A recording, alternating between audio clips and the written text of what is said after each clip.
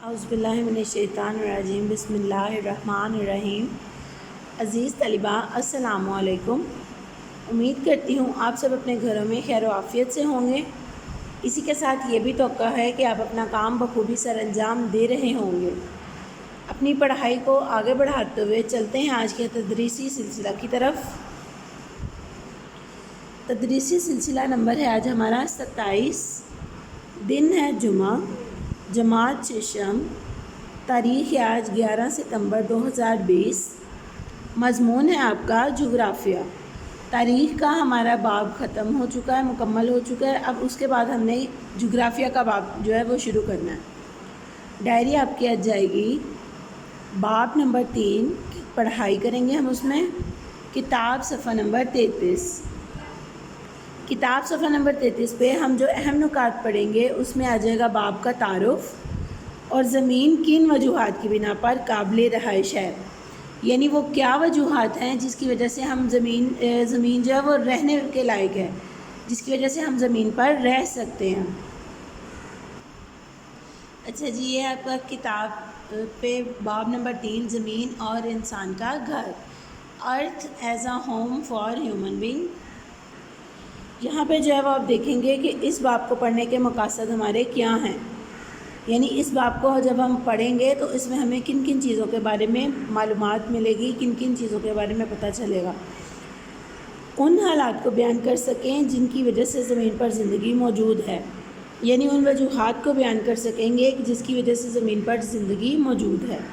زمین کے قدرتی کرے اور زمین کی زندگی کی بقا میں ان کا کیا کردار ہے۔ مندرجہ ذیل حوالوں سے انسان اور ماحول کا باہمی تعلق بیان کر سکیں گے۔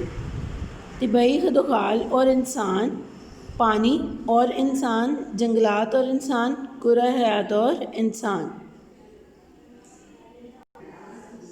اچھا جی، یہ ہے آپ کا کتاب صفحہ نمبر 33 جس پہ ہم پہلے پڑھیں گے تعارف۔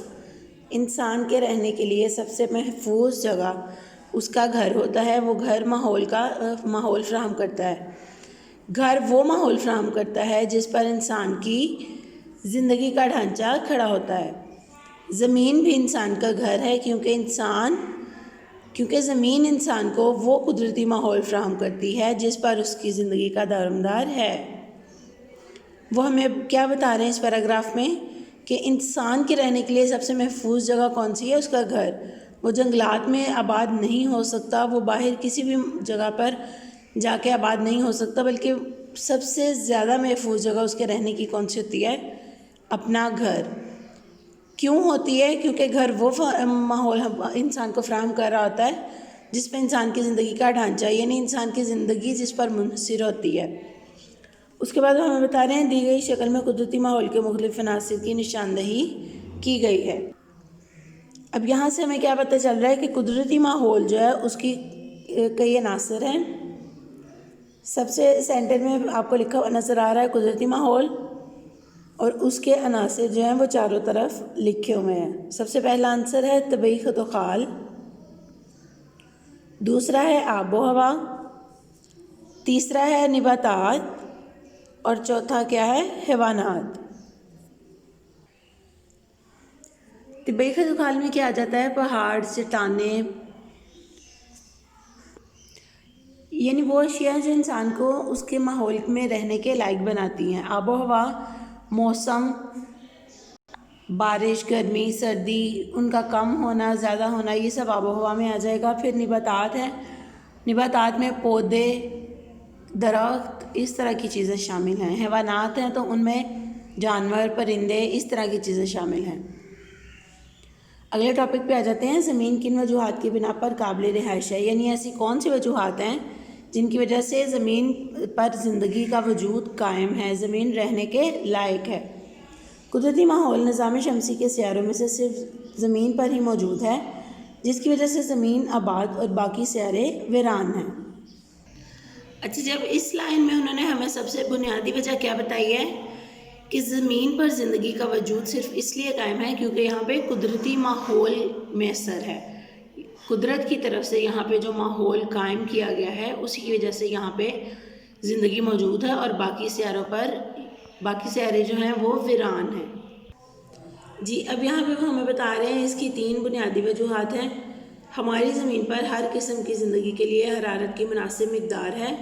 عطارد اور زہرہ سورج کے نزدیک ہونے کی وجہ سے انتہائی گرم، جبکہ یورینس اور نیپچون سورج سے بہت دور ہونے کی وجہ سے انتہائی سرد ہیں، اور انتہائی گرم اور سرد علاقوں میں زندگی کا وجود قائم نہیں کیا جا سکتا۔ ہماری زمین پر پانی کا ایک بہت بڑا ذخیرہ موجود ہے، باقی سیاروں پر پانی نہیں ہے۔ ہماری زمین کے ارد گرد آکسیجن سے بھرپور ہوا کا ایک غلاف موجود ہے جسے کرۂ ہوائی کہتے ہیں، جس کی وجہ سے زمین پر زندگی ممکن ہے۔ یہ 3 بہت ہی اہم وجوہات ہیں جو انہوں نے ہمیں بتائی ہیں۔ کس چیز کی وجوہات بتائی ہیں؟ وہ وجوہات ہیں جن کی بنا پر زمین پر زندگی قائم ہے، زمین رہنے کے لائق ہے۔ امید کرتی ہوں آپ کو اس چیپٹر کا جو عنوان ہے وہ بھی سمجھ آیا ہوگا، زمین انسان کا گھر، یعنی اس پورے چیپٹر میں ہم یہی پڑھیں گے کہ زمین انسان کا گھر کیسے ہے۔ اور آج کی ریڈنگ کی بھی آپ کو سمجھ آ گئی ہوگی، آپ نے اسے بخوبی یاد بھی کر لینا ہے۔